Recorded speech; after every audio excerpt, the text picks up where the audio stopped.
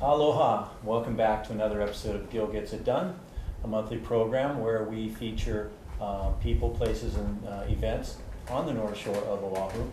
My name is Gil Rivere. I'm the representative for House District 46, which is mostly the North Shore around to Laie and back to Kunia Camp. So it's a large district. We have a lot of agricultural lands. We've got a lot of historical elements in our history, and that's what we're going to be focusing on today. Today we're going to talk about Haleiwa, some of the historic elements about it, the North Shore Chamber of Commerce in Haleiwa, and what folks are doing to make our community even more livable and hopefully more prosperous for the long run. So here with me now is the Executive Director for the North Shore Chamber of Commerce, Antya Miller, and welcome to the show, Antya. How are you doing today? Thank you. Very good. I'm fine. Great. So what we wanted to talk about, I guess at this point, is we want to talk about the building that we're in, which is the Chamber of Commerce's headquarters on the North Shore, the office. It's a restored building, which you played an enormous part in making happen, and it's really come out great. Thank so you. Good. Thank you. And I think the community really appreciates all the work you've done on that. So let's start about that. Tell us about the building here. How did it get to be where it is, and what's the history of that? This was actually the Haleiwa Mutual Telephone Company building, and it was built in the late 1920s. It's on the title guarantee search for 1930, so we know it was built by then. We don't have an exact date. But it was located on Kamehameha Highway in the late 1900s, right where Ace Hardware store is. But it was right on the front. You can see it in some of our historic photos at that time. Then later it was moved back. The current building was built where Ace Hardware is. And then we moved it from that location to here at the community center. They were kind enough to give us a long-term ground lease so that we were able to move it here and restore the building. So the Wailua Community Association has this property that we're on at this moment. Yes. And they've been around since 1934, I believe. That's correct, The association yes. has created community-based community programs and such. So the match of putting the Chamber of Commerce on here seemed to be a logical one, but it wasn't necessarily an automatic one, right? No, it took some time to work with their board to bring this about, and thank you to people like Jeff Alameda and John Marr. We were able to do it. But there are some interesting photos showing how we brought this building from about a mile down the road. What we did was, because the gabled roof is so high, we weren't able to bring it down the street. So we brought it on the Cane Hall roads behind the town and then across the empty field right behind the community center here. So we have it was really neat to see that happen. Yeah, it was quite a feat that they got it here in one piece. So we ended up raising about $200,000 in kind as well as cash donations to restore the building, and we got a Historic Hawaii Foundation recognition award for that community-wide effort. We had electrician John Athalt, who donated all of his services to completely rewiring the building. We had an Eagle Scout do the irrigation system with his dad and scout group, and we had Mike Stacy was like the lead carpenter who came every Saturday for several months, putting on new cedar siding from Washington State. Pardon me, but he had to actually fashion and rip the siding, didn't he? Wasn't most of the building in severe termite? Well, it wasn't severe. It was actually in fairly decent shape. And I haven't mentioned Lee Bryant yet, but he was kind of my overall construction consultant, because he'd been a contractor on the mainland before he moved here. And the existing siding was in pretty bad shape. You could see that it was lots of termite damage, and it was going to cost, we got a bid for $10,000 to paint it. So he felt that we could probably put on all new siding for that amount of money. So another contractor that was helping us, Ross Reed from Reed Construction, knew about the cedar siding, it's lap siding, and it matched what we had on the existing building, and that was shipped over. And then we tore off this side of the building here on where the ramp is now, and looked at what we had to just see if we should do the whole building. And there was a fair amount of termite damage that was all repaired, and then we put sheeting on, tar paper, and then the siding. So actually we have a much stronger building now. So needless to say, it came out really great. Really great, yeah. There was a fundraising drive to make it happen. There were many volunteers. The fundraising drive is still ongoing, isn't it? Isn't there a continuous process to put your name in the bricks out there? Yeah, our main fundraiser was our brick walkway coming up to the building, and we had corporate sponsorships as well as individual bricks. The corporate sponsorships were more, but that's how we raised the bulk of our money, plus the in-kind services that all the community members gave us. Yeah, it's coming out great. And now back on to the Chamber of Commerce. The Chamber of Commerce is growing quite rapidly.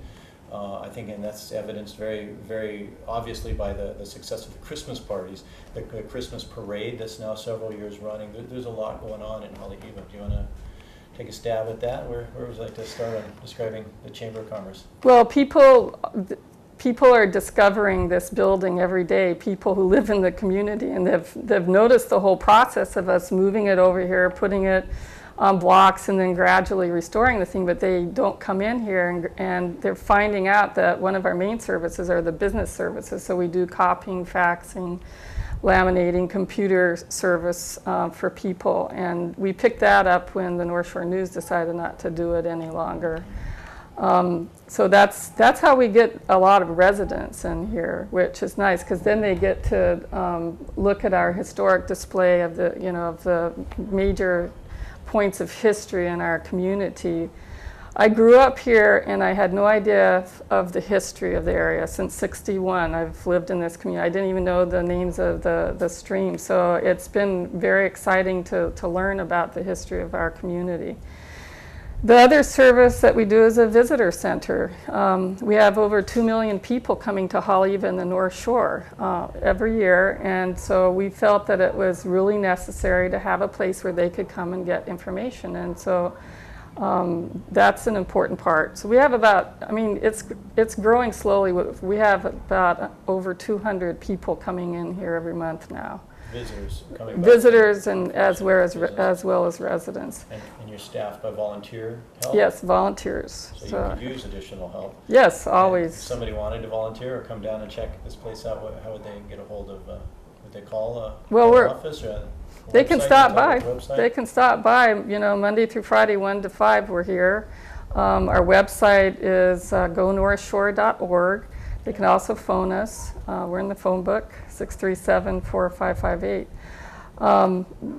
I think the important thing to note about the restoration of this building is that what we did was a green practice, what's considered green practice now. We saved a building that had original Douglas fir in it, virgin Douglas fir. We saved the landfill, and we have a beautifully restored building. So historic restoration is important. I think more people should consider that rather than just demolishing the building, because what happened was Pioneer Ace Hardware wanted to expand their store, so they had to get rid of this little building behind their store, either demolish it or move it. And luckily, because we're on Main Street programs, they copied us on the letter to Pioneer Ace Hardware, and I contacted the owners, Mr. and Mrs. Fujiwara, who were very gracious and donated the building to us. And they worked with us and waited a long time, because the permitting process is quite extensive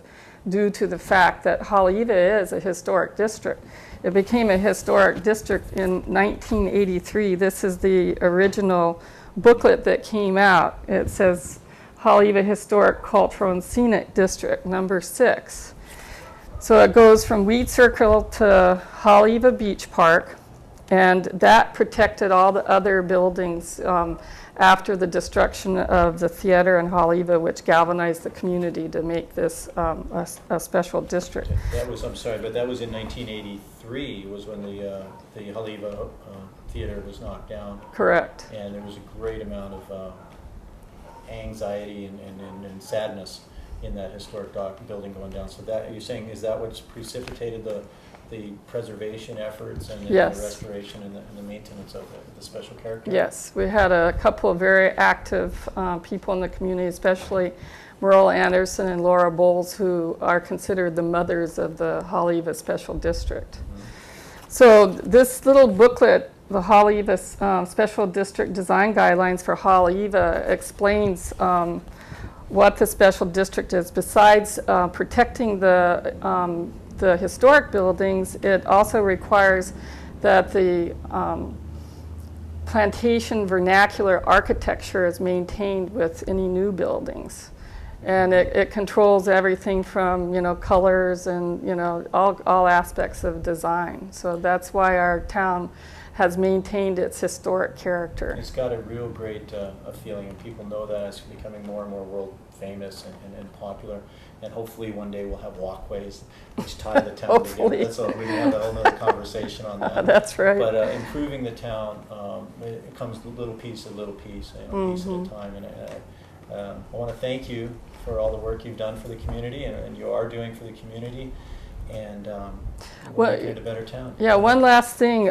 We do have a strong historic preservation component, and we're the de facto historic preservation organization out here. And so we have established, we've done a lot of research. We took at least 2 years to do all the research on the buildings, and we developed the Haleiwa Town Historic Walking District, which you're going to be talking to Boyd more about. Right, and they can find that information by calling here, checking in here. That's right. Going through the website. Yeah. So thank you very much, Antya, for coming in and sharing. Thank you, Gil.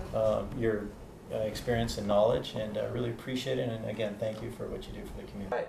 Now, welcome back. We have with us Boyd Reedy, and Boyd is a historian of Haleiwa in the North Shore. And he is responsible for a lot of the historical stuff, the walking tours and such. So we're going to move on now to Boyd. People drive by and they see these big brown signs, and it says Historic Haleiwa.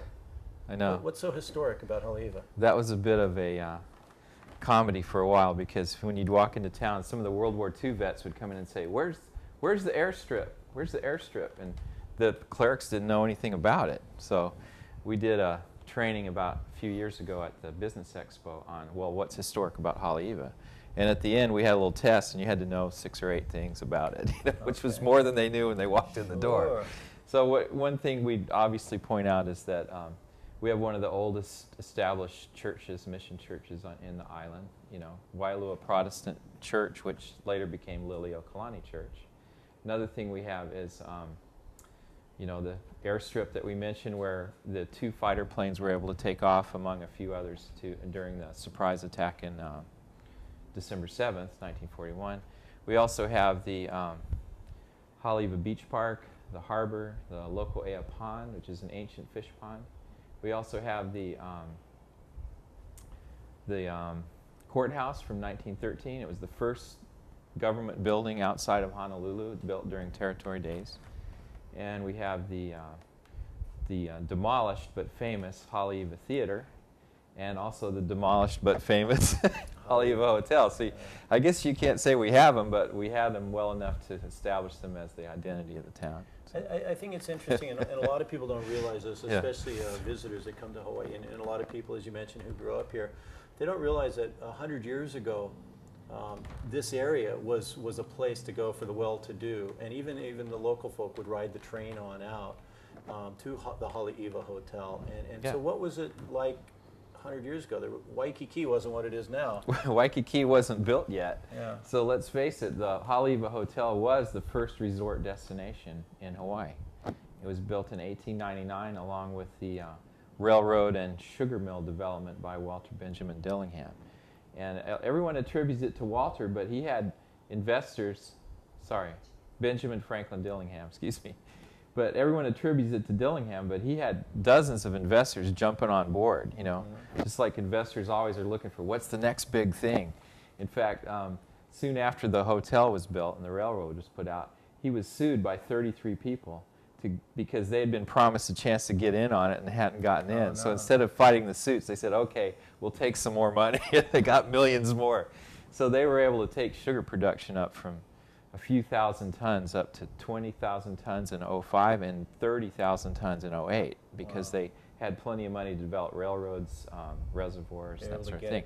The hotel, as a tourist destination, imagine Honolulu back in those days, which was dusty, dry. That was before everybody brought in all the trees and the greenery, and we'd had, you know, years and years of uncontrolled grazing all over the hillsides. And so Honolulu was a hot and dusty place. So people could get on the train, come out here, and be right by the river mouth. They had glass-bottom boats, they had a pool table, they had state-of-the-art hotel, best thing you could find anywhere here or in Europe. It had telephones in the rooms, bathrooms in the rooms. Imagine in 1899 what that was like. And so people would come out and spend, you know, several days or a week. Queen Liliuokalani's husband, Governor John Dominus, had a little home right across the river. So she would come out frequently. And when her home was filled with visitors, she would stay in the hotel. So that's more or less the beginning of the tourism, say, and then it kind of went dormant. Sugar became king. Sugar and became really important. dominated this area. This Yeah. this moku is Waialua, and so that was the big dominant. But Haleiwa always had a little bit of a merchant element to it. Some in the 20s, many of the buildings were built in the early 20s. How did that come to be? Yeah, that's an interesting story because people don't realize sometimes when the territory of Hawaii became a U.S. territory, certain practices in the past became illegal. It used to be you could have indentured servants that were your servant, literally like a slave for 7 years or 5 years or however. And when the U.S. territory came in 1900, suddenly that was illegal. And so the sugar companies had to attract hundreds, thousands of workers, and they had to have them work hard, long days, you know, 6 days a week, 10 hours a day, 12 hours a day. So there was a lot of labor unrest the first 20 years. The hotel made money at first, but it was fairly small, and by about 1925, it wasn't making money anymore. But as a lost leader to get people to come out, and so you have, you know, people paying a fare when the empty trains come out, it still made sense. But because of the labor unrest, many people would then leave the sugar mill and they'd come over and they'd reestablish their, mostly were Japanese, they'd reestablish their small town and urban Japanese tradition of what we call the mom and pop store, where they'd build a little shop, they'd have either a tailor shop or a dry goods store or a butcher or perhaps someone taking care of carriages and horses, things like that. And then the man would go out and work during the day and the woman would tend the store and make sure the kids were taken care of. So that was the urban traditional pattern that established Haleiwa. And that kind of way of life lasted many A long years, time. a long Yeah. time. In fact, we still have 4 or 5 families that are still owning and operating the businesses in Haleiwa. And many of them are Yeah. well known for their shave ice. Matsumoto's, Kawamata's service station, Aoki's, and the Sakai's owned the Haleiwa supermarket, which was the oldest family-owned supermarket in the state, and it just now closed because in their 80s the kids didn't want to carry it on, so now it's Long's. But so tell us a little bit about tell us about the walking tour. Well, you can come out on a Wednesday or Saturday by prior arrangement because we have volunteer docents. We have about 10 or 12 docents trained who will take you on a short walk around the town. It's about an hour and 15 minutes. And for those who can't walk a lot or fast, we've divided up so you can do it by car part of the way. And if you call ahead to 637-4558, or if you get on the gonorthshore.org website and sign up, you can have a knowledgeable tour guide take you around and tell you about all the sites in Haleiwa. So what would be, can you describe in a minute or two the flow of it? Would Sure. you start here? Oh yeah, we start right here because historic building, the Community Association from 1934. And we walk over to the beautiful Shingon Mission, which is one of the few churches left, or temples left, that was established by the Issei, the first waves of Japanese immigrants, that is still in use and still has a congregation. you of course pass the side of the demolished hotel, and you go to the Twin Bridges, new fast food restaurant, and then the theater. Sorry, the Haleiwa Theater. Then you go on across past the courthouse, and then you'll spend some time in the Liliokalani Church yard, where there've been. It's had 4 different church buildings there. You can see the graves of the Emersons. You can see the gravestone of Gideon La'anui, who brought the Emersons in. And you can get a real sense of the early history of Haleiwa area, Waialua area. And then we go to the bridge, the old hotel site. We go to Loko'ea Pond, and we end up near the War Memorial, and it's about an hour and 15 minutes. Now the Loko'ea Pond is under restoration. It's coming along very nicely. That's a Kamehameha Schools property, and they have a regular project, I think monthly. They have a service project up there. The beach park across the street, Haleiwa Beach Park, has been there for years and years. Since the 30s. Actually predated the Ali'i Beach Park. That's right. Where people think of as Haleiwa, and many visitors think Ali'i is the beach park. There are the two. There's other historical elements with the trains coming through, the sightings, the Palama, fresh air. The fresh air camp. That's an interesting situation, because back in the labor unrest days, when the workers all went on strike, especially the industry-wide strike in 1919, 1920, they actually lost their homes and had to leave, and so they all went down. Yeah, they all walked across to Palama and Kalihi and stayed there for 6 months while the strike was settled, and that strike they won. They won, but that's also, if you look at the dates of the buildings, Yoshida Building, 1920, 1922, it all was. They also said, enough already of this, and they went out of form. We're done with the plantation. And so there we go. Of course, surfing has come to the North Shore, but that's not in itself what makes it historical. This is yet a big visitor destination, and somewhere that everybody now is coming. So what do you think the future of Haleiwa may Interesting bring? question. Well, it's possible that Haleiwa might become more and more true to its historic character and become a place that will be irreplaceable and will be a unique gem in the islands if we can continue on the path of historic preservation and restoration, and even maybe create some replica buildings and make it more of a, I guess you'd call a ecological destination, because Kamehameha Schools is doing all the renovations of the pond, the wetlands, and there's many things of interest around here, not just historic but also ecological. Do you, in your research and your studies, do you go back, I'm sure you do, but do you have any thoughts about way back in, when early 1800s, when Kauai had not yet decided to join the kingdom. That's an interesting story. Waialua was the launching point, right? That's right. Yeah, we have we not only have World War II history here from the airstrip, but we have the wars of consolidation of the Hawaiian kingdom. Kamehameha conquered Oahu, reestablished agriculture throughout, and literally started farming further up the Honolulu Valley. There's evidence the archaeologists have discovered that shows that food preparation for thousands of people was being done here in the early 1800s. And so Kauai, which never was conquered by Kamehameha, did come to a treaty agreement, in large part because of the warlike preparations right here in the Haleiwa area. Kamehameha was getting He was ready. He was getting ready to launch from Waialua. That's right. That's over in Kauai. So okay. Yeah. Or so the story goes. That's what the story goes, and there's plenty of evidence for it. But even today, the canoe launching point where those war preparations were is still one of the best canoe launching points on the whole island, and the canoe clubs are always practicing right there off of Haleiwa Harbor. So what about any other history about what about Waialua Sugar Company or any of the impacts that has had on this area? Waialua sugar is a fascinating story, and everyone thinks that, sugar's gone and sugar's dead, or that agriculture's dead, but there's as many people now in agriculture on the North Shore as there were during the later years of sugar. It's a story of industrial innovation.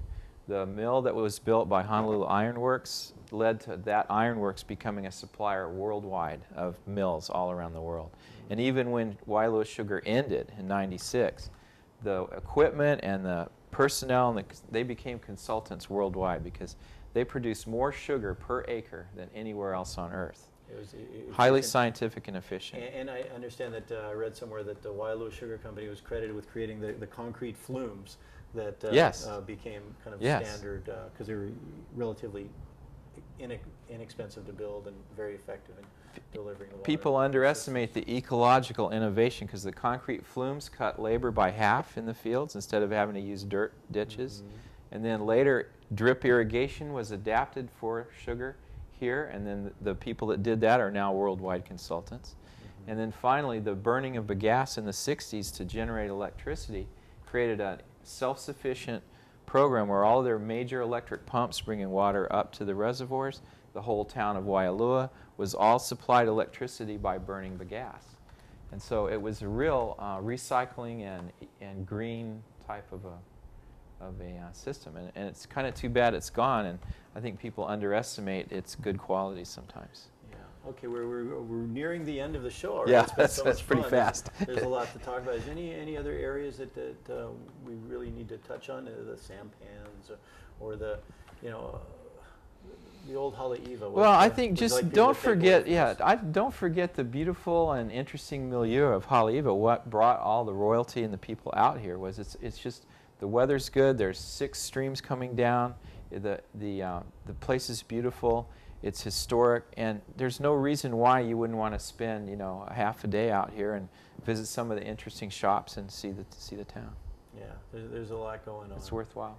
And just like everything else on the North Shore, we're very, very blessed to live here, and I keep bragging about this. I mean, it's kind of a broken record for somebody who's seen a few of these shows, but it is the best place in the world to live, and it's an honor to have people like you involved in the community and working for the historical and both future directions of our community. So thanks, Boyd. Thanks for being here. My pleasure. We'll look forward to talking with you again. And so there we are. There's another show of Gil Gets It Done, monthly episode where we feature events, places, people, and things occurring on the North Shore. So thank you very much. I look forward to seeing you again next month. Aloha.